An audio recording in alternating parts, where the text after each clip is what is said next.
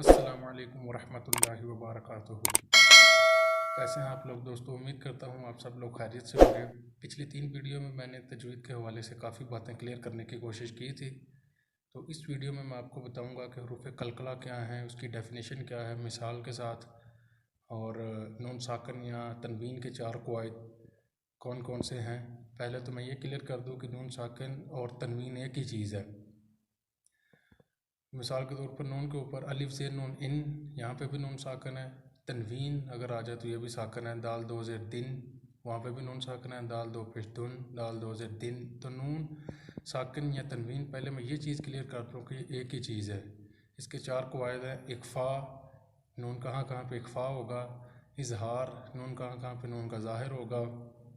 اس کے بعد اقلاب ہے، اور آخر پہ ادغام ہے۔ ان چاروں کی ڈیفینیشنز کیا ہیں اور ان کی مثال کے ساتھ میں آپ لوگوں کو بتاؤں گا۔ تو چلیے شروع کرتے ہیں۔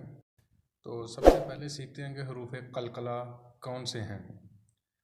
حروف قلقلہ، اس کا ایبریویشن ہے قطب جدن، قاف، طا، با، جیم اور دال۔ اب اس کی ڈیفینیشن کیا ہے؟ حروف قلقلہ وہ الفاظ جن کی آواز لوٹ کر آتی ہے۔ مثال کے طور پر سورۃ اخلاص میں ہے قل هو اللہ احد۔ دال بھی انہی الفاظ میں ہے، حروف قلقلہ ہے دال، اس کی آواز لوٹ کر آئے گی۔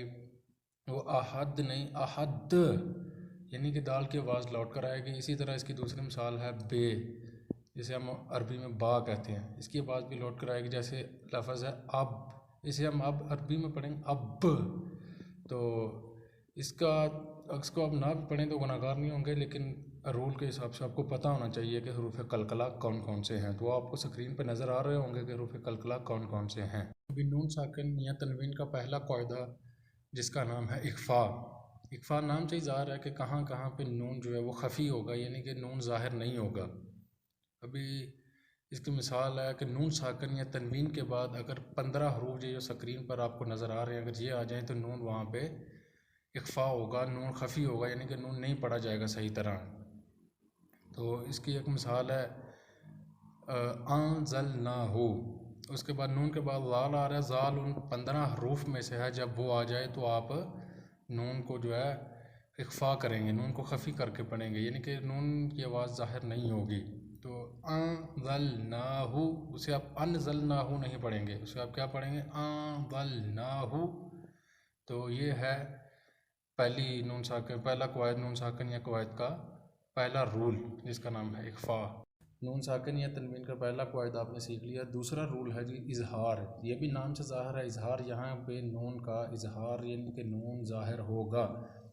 نون ساکن یا تنوین کے بعد 6 حروف ہلکی ایسے ہیں، اگر وہ آ جائے تو وہاں پہ نون کا اظہار ہوگا، یعنی کہ نون واضح طور پر پڑھا جائے گا۔ اس کی ایک بہترین مثال سورۃ فاتحہ میں ہے انعمت۔ نون کے بعد عین حروف خلقی آ رہے ہیں، سکرین پہ وہ الفاظ آپ کو نظر آ رہے ہوں گے، اگر وہ 6 الفاظ آ جائیں تو نون ساکن کے بعد یہ 6 الفاظ آ جائیں حروف خلقی، تو وہاں پہ نون جو ہے اظہار ہوگا۔ انعمت، یہ مثال ہے، اور بھی اس کی بہت ساری مثالیں، 6 حروف ہلکی، آپ اور بھی مثالیں لے سکتے ہیں، تو میں فی الحال ایک ہی مثال دوں گا۔ تو یہ تھا دوسرا رول نون ساکن یا قواعد کا، جس کا نام ہے اظہار۔ اس کے بعد تیسرا رول جو نون ساکن یا تنوین کا ہے وہ ہے اقلاب۔ اقلاب کہتے ہیں بدل دینے کو۔ مثال کے طور پر اس کی ڈیفینیشن یہ ہے کہ نون ساکن یا تنوین کے بعد اگر با آ جائے، نون ساکن یا تنوین کے بعد با آ جائے تو نون کو ہم میم میں بدل دیتے ہیں۔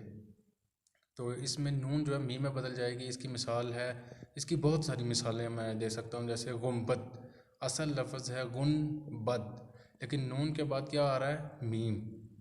با آ رہا ہے، نون کے بعد کیا آ رہا ہے؟ با، تو یہ نون کس میں بدل جائے گی؟ میم میں، غنبد۔ وہ چھوٹی میم آپ کو بتا بھی رہی ہوگی کہ مجھے غنبد نہیں غنبد پڑھنا ہے۔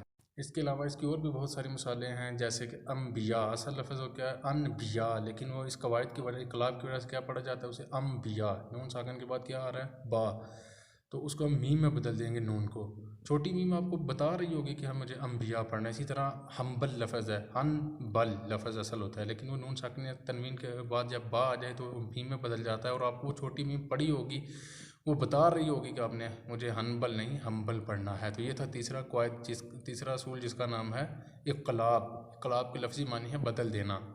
ابھی نون ساکن اور تنوین کا جو آخری قواعد ہے، آخری اصول ہے جس کا نام ہے ادغام۔ ادغام کے لفظی معنی ہے ملا دینا۔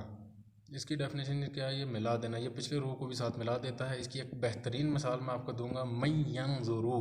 یہ لفظ آپ نے قرآن میں کافی جگہ پہ دیکھا ہوگا، اصل لفظ ہے من ینظرو، لیکن وہ شد آپ کو بتا رہے ہوگی عربی جب اس کو پڑھتے ہیں، عربی شد نہ بھی پڑھی ہو تو ان کو پتہ ہوگا یہ من ینظرو نہیں، اس کو من ینظرو پڑھنا ہے۔ لیکن وہ اجمیوں کے لیے عربی جن کو نہیں آتی ہے، ان کو سیکھنی ہے، تو یہ من ینظرو یعنی کہ من کو ینظرو کے ساتھ ملا رہی ہے، نون جو کس کو ملا رہا ہے آگے، یا کو ساتھ ملا رہا ہے۔ تو اس کے کون کون سا حروف ہے؟ اس کا جو ایبریویشن ہے وہ ہے یرملون، یا را میم لام واو نون۔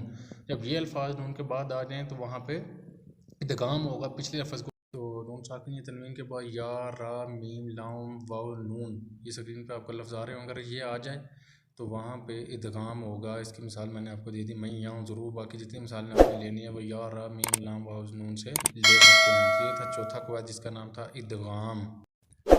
آخری بات جو کہ بہت ہی ضروری ہے، را اور لام دو حرف ایسے ہیں جب نون ساکن یا تنوین کے بعد یہ آ جائیں تو وہ نون کو بالکل ختم کر دیتے ہیں۔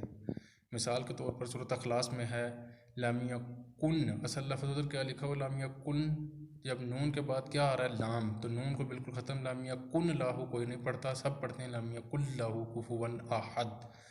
تو دو حرف جس میں لام کی مثال اور دوسرا حرف ہے را، اس کی ایک مثال ہے محمد رسول اللہ، کوئی نہیں پڑھتا، سب کیا پڑھتے ہیں محمد الرسول اللہ۔ اگر اس کو ٹھہر ٹھہر کر پڑھیں تو وہ بنتا ہے محمد رسول اللہ، لیکن دن جو ہے وہ بھی تنوین ہے، نون ساکن اور تنوین میں نے پہلے ہی کلیئر کیا تھا ایک ہی چیز ہے، تو یہ محمد الرسول اللہ، دن نون ساکن کے بعد کیا آ رہا ہے را، تو یہ نون ختم ہو جائے گا، محمد رسول اللہ نہیں محمد الرسول اللہ پڑھا جائے گا۔ تو را اور لام دو ایسے حرف ہیں جب اس نون ساکن یا تنوین کے بعد یہ آ جائیں تو یہ نون کو بالکل ختم کر دیتے ہیں۔ امید کرتا ہوں دوستو آپ لوگوں کو ویڈیو پسند آئی ہوگی، اور انشاءاللہ نیکسٹ ویڈیو لے کر آؤں گا آپ کے لیے بہت جلد، اور میں نے تجوید کے حوالے سے امید کرتا ہوں کافی چیزیں کلیئر کرنے کی کوشش کی ہے۔